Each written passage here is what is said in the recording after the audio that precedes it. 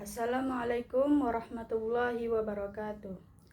Saya Elsie Fitrianis dengan NIM 2314010289. Video ini saya buat untuk memenuhi tugas akhir atau ujian penguatan bahasa Arab. Nah, di sini saya akan menjelaskan 3 materi. Materi yang pertama ialah tentang isim fi'il huruf. Kemudian materi yang kedua tentang muannas dan muzakkar. Dan materi yang ketiga tentang mufrad, musanna, dan jamak. Baik, materi yang pertama ialah tentang isim fi'il huruf. Apakah itu isim? Isim ialah kata benda atau nama seseorang maupun hewan. Nah, isim ialah huwa kalimatun dallat ala makna fi nafsiha walam taktarin bizamanin. Artinya, isim adalah kata yang menunjukkan makna pada dirinya sendiri dan tidak terkait dengan waktu. Pertanda isim ada 5. Yang pertama ialah kasroh, kemudian yang kedua tanwin, yang ketiga dimasuki oleh alif lam, yang keempat dimasuki oleh huruf khafat atau huruf jar. Huruf jar ini ialah min, ila, an, ala, fi, rubba, huruf ba, kaf, dan lam. Kemudian dimasuki oleh huruf qasam. Huruf qasam ada 3, yaitu waw, ba, ta. Contoh isim ialah al-madrasati. Al-madrasati kan di situ ada alif lam, maka ia disebut dengan isim karena dimasuki oleh alif lam. Dan juga minal masjidi, kan di situ didahului oleh huruf jar yaitu min. Itu juga disebut dengan isim. Kemudian fi'il. Fi'il ialah huwa kalimatun dallat ala makna fi nafsiha waqtaronat bi ahdiz zamanis salasah. Fi'il adalah kata yang menunjukkan suatu makna pada dirinya sendiri dan berkaitan dengan 3 waktu, yaitu waktu atau masa lampau, masa sekarang, atau akan datang. Fi'il juga dapat berbentuk perintah. Kemudian pertanda fi'il ada 4. Yang pertama dimasuki dengan dimasuki qad, kemudian huruf sin, dimasuki oleh saufa, dan ada pada akhirnya ta'u ta'nis sakinah, ta yang menunjukkan perempuan.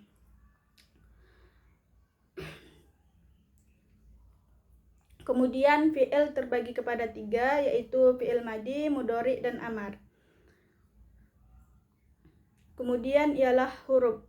Huruf ialah ma la yasluhu ma'ahu dalilul ismi wala dalilul fi'li.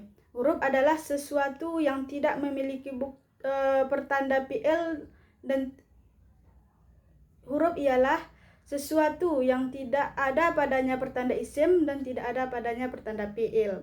Contohnya min, kan itu tidak ada baginya pertanda isim dan fi'il, dan dia juga tidak mempunyai makna tertentu.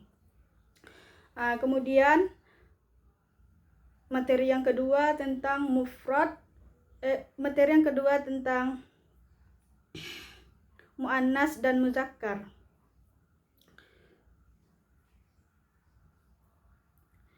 Isim muannas ialah isim yang menunjukkan jenis kelamin perempuan atau betina, baik pada manusia maupun binatang.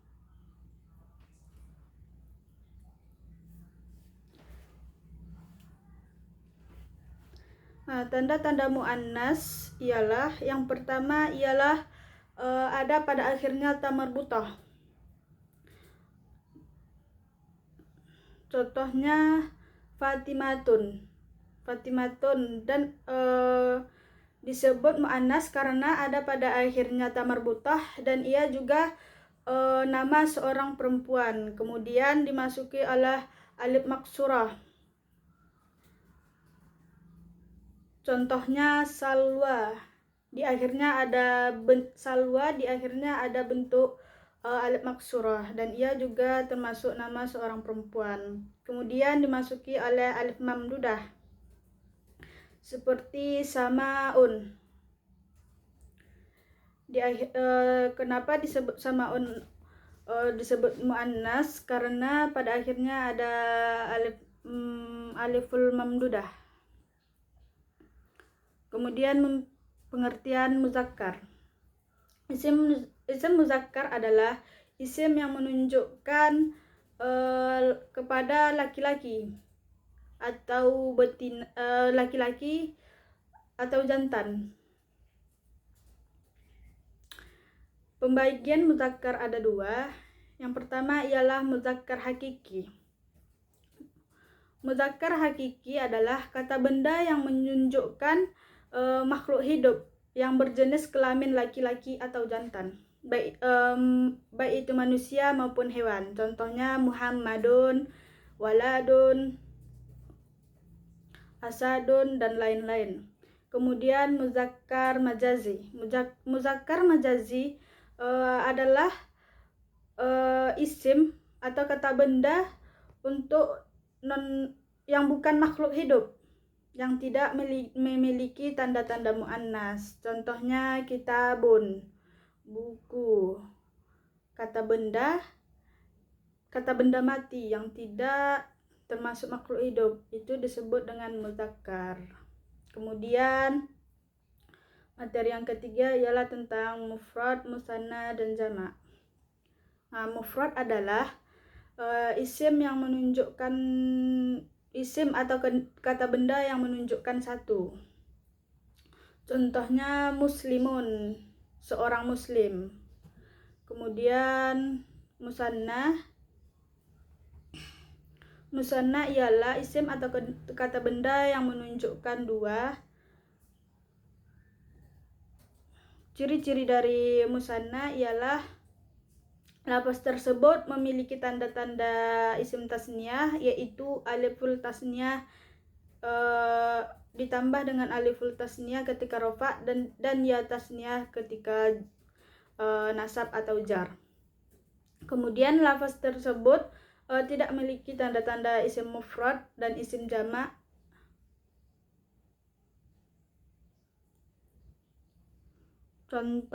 Contohnya mal'aqataini, 2 sendok. Mal'aqataini, 2 sendok. Pertandanya ialah ditambah ya dan nun pada akhirnya.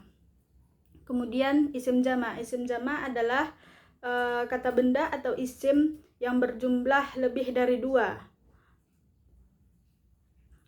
Nah,